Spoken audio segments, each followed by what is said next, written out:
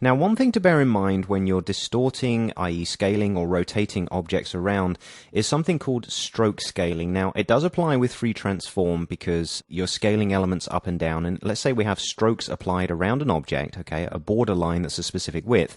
You can tell Illustrator to scale that stroke as you scale the object. And, if you're getting artwork from other people that has strokes applied and you wish to scale it up maybe to, billboard size, you would want to make sure that those strokes are scaled. So you need to be aware that that is an option that needs to be turned on or off according to the particular project in hand. Now, the other transform tools, such as rotate and scale, those will give us kind of a visual reminder in a dialog box as to whether we wish to scale strokes. But the reason I'm pointing this out now is a free transform doesn't have that, yet the rule still applies. So here's what I'm talking about. Let's go over to our right-hand page, okay, our A4, and let's just lock our stripes and unlock and make visible our wheel, okay? Now, we can't see all of the elements, but what I'm going to do is hover over the outer shape here, okay? Go ahead and select that. And let's come over to the color panel very quickly. Click on the stroke icon here in the background. Remember, X would also do that shortcut for you. And we'll make this a black stroke. And let's come down to the stroke panel here and increase this to maybe 4 point, okay? So if we then hit E to bring us our free transform tool, what I would ask you to do at this point is check, double check. Come over to the transform panel, go to the flyout menu on the side. Have a look at this option right here, scale, strokes, and effects.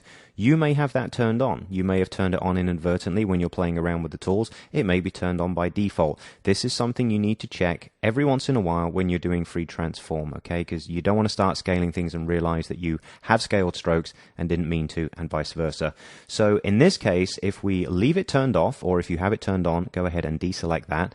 And we drag this item out. Remember, we've got 4 points, okay? If we drag out one of these corners, holding down the Option key or the Alt key on the PC so we remain centered, and you'll shift to make sure we retain a circle, okay? Drag this out, scale it up nice and large. You can see the 4 point does not change, okay?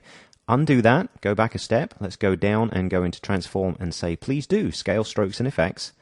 Do the same function, scale that outer edge and drag up, and you'll notice this time, not only visually can you see it's changed, but also we've nearly doubled the width there as well. So this is really another option, very similar to the paste remembers layers function, okay? Very, very useful in its specific time, but something you really need to keep in memory before you start transforming the size and rotation of artwork that has strokes and also pattern fills, which we'll see a little bit later on. So let's go ahead and undo that. So we scale back down, and let's make sure we come up to the side and turn that back off again.